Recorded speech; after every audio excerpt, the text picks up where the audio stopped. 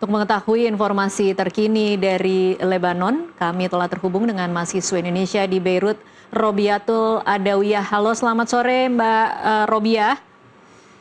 Selamat sore Mbak. Iya, Selamat siang waktu Lebanon ya. selamat siang Di waktu sini siang. Lebanon, baik.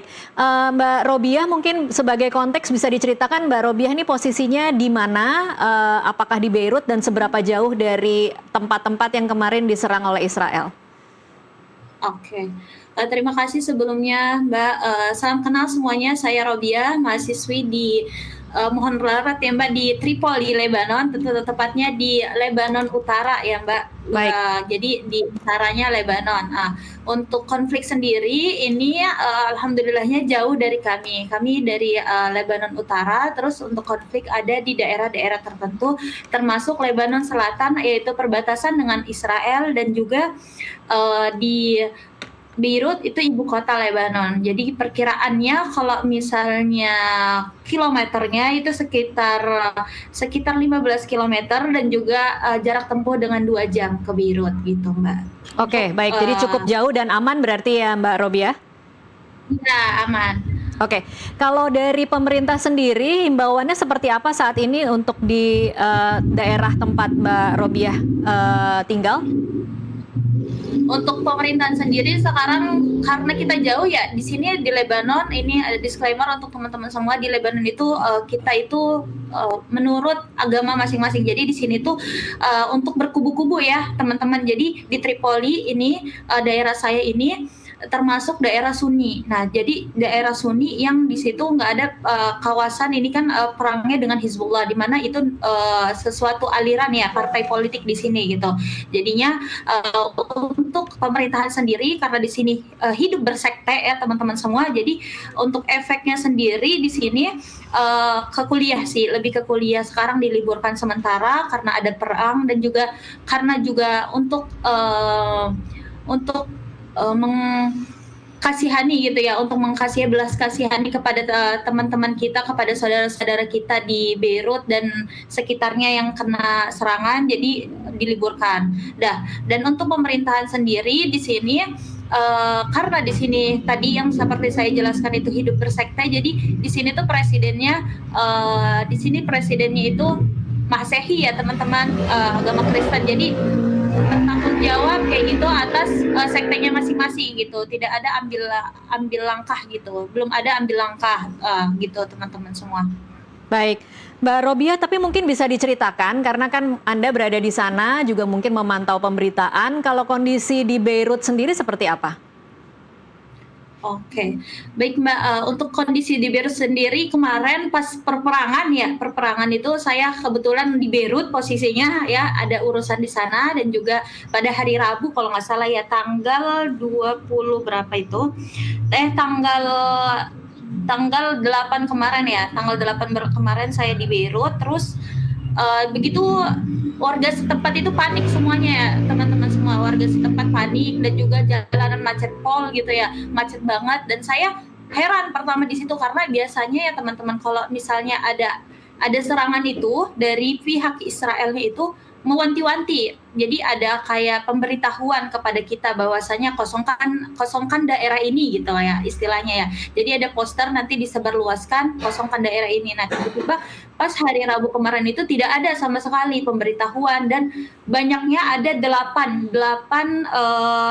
tempat yang kena bom ya kan, termasuk ibu kotanya itu Beirut, dan juga ada namanya Dahiyah Zanubiyeh ya, yang mana itu kawasan Hizbullah, dan juga ada Tyre, Nabatiyah, terus Sidon ya, Saida, Baalbek, Hermel, Alei, sama Beirut Selatan ya. Itu ada tadi Dahiyah Zanubiyeh dan lainnya gitu teman-teman.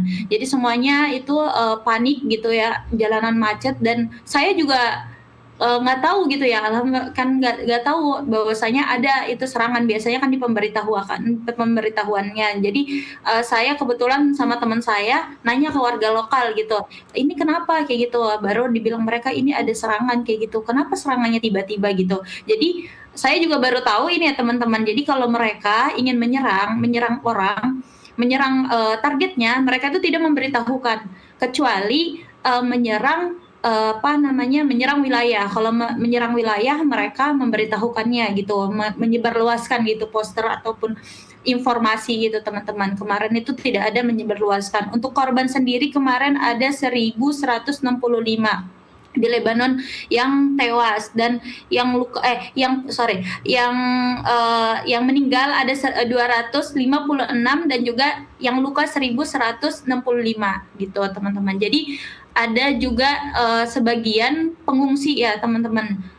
Ada sebagian pengungsi yang sudah dibom rumahnya, yang sudah tewas gitu. Pengungsi mereka itu hidup bertenda gitu, bertenda di dekat di sini itu di Mediterania, berbatasan dengan Laut Mediterania. Mereka bertenda di pantai-pantainya Lebanon, dan juga ada yang mengungsi ke utara gitu teman-teman, yang punya saudara gitu mengungsi ke Lebanon Utara gitu. Baik. Begitu.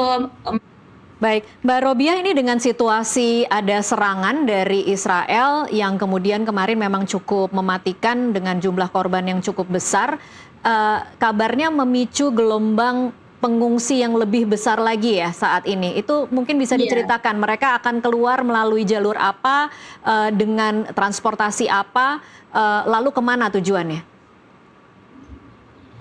Baik, untuk pengungsi Lebanon ya Mbak, kira-kira kalau misalnya untuk pelarian biasanya dari tahun lalu, kebetulan 2024 itu terjadi evakuasi ya teman-teman sendiri, termasuk kami warga negara Indonesia di Lebanon. Nah, untuk Lebanonnya sendiri mereka lari melalui jalur laut. Ada yang jalur laut ya teman-teman. Jadi mereka biasanya lari ke Siprus, yaitu daerah Turki ya, bagian Turki, daerah dekat Turki. Mereka lari ke sana, naik transportasi laut yaitu kapal, dan juga ke Turki. Entah ada di sini, karena di sini tuh warganya itu mix kan ya teman-teman. Jadi banyak di sini yang misalnya keluarganya ada di Eropa ataupun di Australia. Jadi mereka lari ke sana. Untuk yang tempat tinggalnya yang tidak punya sama sekali, yang mereka terpaksa memang di sini saja mengungsi ya di utara Lebanon gitu, karena aman menurut mereka gitu.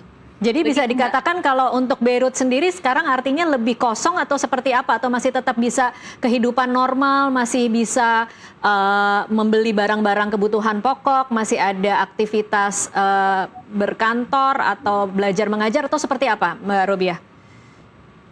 Untuk Beirut sendiri itu karena kita tadi Beirut luas ya Mbak, jadi Beirut luas, yang dikena itu untungnya hanya beberapa titik ya kan, bukan semuanya gitu, bukan semuanya ibu kota. Nah, termasuk tadi kata saya Dahiyeh itu tempat ya Hizbullah di sana gitu. Jadi termasuk daerah tertentu yang kena bom. Nah, untuk Beirut sendiri ada beberapa tempat ya, termasuk juga aman di sana gitu. Jadi nggak semua Beirut gitu ya teman-teman semua, nggak semua Beirut yang kena, tapi ada sebagian gitu yang kena gitu. Baik, jadi untuk tempat-tempat yang aman artinya aktivitas kehidupan tetap berjalan normal ya Mbak Robiah? Tetap berjalan, iya. Kecuali belajar ya, pembelajaran sekarang sama pemerintahan sekarang yang kayak misalnya imigrasi sekarang tutup sementara Mbak. Tapi untuk aktivitas sehari-hari tetap berjalan dengan biasanya. Baik, Mbak Robiah, kalau himbauan dari KBRI untuk WNI secara umum saja ya di Lebanon, seperti apa? Oke, untuk himbauan KBRI sekarang sih masih, kita ada grup ya Mbak, ada grup gitu di WhatsApp, nanti kita masih kayak misalnya wanti-wanti gitu Mbak, misalnya jangan untuk pemberitahuan kepada WNI untuk tidak mendekati lokasi tersebut gitu. Dan sebagian WNI di Lebanon, di Beirut itu juga ada yang mengungsi Mbak. Jadi mengungsi ke KBRI yang rumahnya dekat rawan-rawan ya Mbak. Jadi semuanya ada yang mengungsi di KBRI. Sementara kita yang di Tripoli untuk wanti-wanti saja. Terus ada kemarin juga sempat di chat untuk di chat langsung staf KBRI ya, gimana keadaan di Tripoli, gimana keadaan di segala tempat, gimana. Jadi kita di himbauan dan juga diwanti-wanti untuk pihak KBRI untuk tetap waspada. Baik, Mbak Robiatul Adawiyah, terima kasih untuk berbagi informasi bersama kami di NTV Prime. Tetap jaga keamanan di sana, semoga sehat selalu. Siap, terima kasih kembali Mbak. Ya, pemirsa, kita lanjutkan ke informasi berikutnya. Presiden Republik Indonesia Prabowo Subianto telah tiba di Moskow, Rusia pukul 10.50 pagi waktu setempat. Ya, Prabowo dan rombongan mendarat di Bandara Vnukovo setelah sebelum menempuh perjalanan dari Islamabad, Pakistan. Dan pemirsa, informasi lainnya kami akan hadirkan usai jeda dengan dialog bersama saya. Usai jeda berikut, tetaplah bersama kami.